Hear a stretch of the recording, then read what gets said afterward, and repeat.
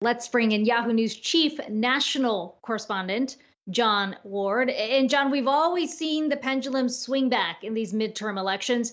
How big of a swing are we looking at? Hey, yeah, I mean, there is a lot of history behind this. You're right. We saw some of that swing already in Virginia last fall with Glenn Youngkin winning the governorship in Virginia and Republicans taking back the half of the state legislature. I think the big question here is, can Republicans take back both the House and the Senate? The House looks pretty gettable for them. It's a 10-seat differential. They only need to pick up 6, I believe. The Senate is close. Obviously, most people know that it's a 50-50 split, and Vice President Harris breaks those ties in favor of Democrats right now. So Republicans don't need to win a lot of seats to regain the majority in the Senate. One of the things Democrats have going for them is that all 14 of the seats they're defending went for Biden in 2020. So there are a couple seats that are going to be tough for them to win, but they also have some seats where they could potentially pick up what has been a Republican seat. So yeah, it's looking undoubtedly like a Republican wave. That's kind of a foregone conclusion. That I think the question is how big and how much Biden and Democrats can recover between now and this fall.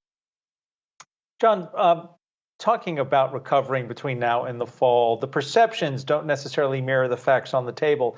So if you're a candidate who's running, say, for a House seat, you know what the opposition, if you're a Democrat, is going to throw at you.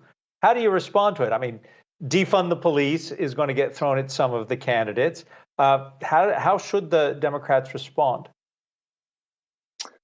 Well, I mean, if we're talking about House races, those are always pretty specific to the district. Senate races are more statewide, more nationalized. I think one of the big things Republicans are going to hit Democrats for is, just basic kitchen table issues. The inflation issue is going to be massive. So that's kind of an X factor for Democrats. How much can they get that under control? How much, control do they even have over it? That was obviously a big part of your conversation with Brian Deese. I know Democrats are going to do their best to avoid stepping into culture war hot button issues like defund the police. I'm sure that will come up to some degree. I personally don't sense as much of that right now from Republican messaging. I think, Democrats are going to need to focus on what they've done that makes a difference in people's lives. And that comes back to the same type of issue that inflation hits, which is, quality of life, pocketbook. They're going to have to talk about ways that the recovery plan from COVID and the infrastructure bill have made a real impact on people's lives. So far, they haven't done a lot of that. And I think you're going to see a big push to correct that.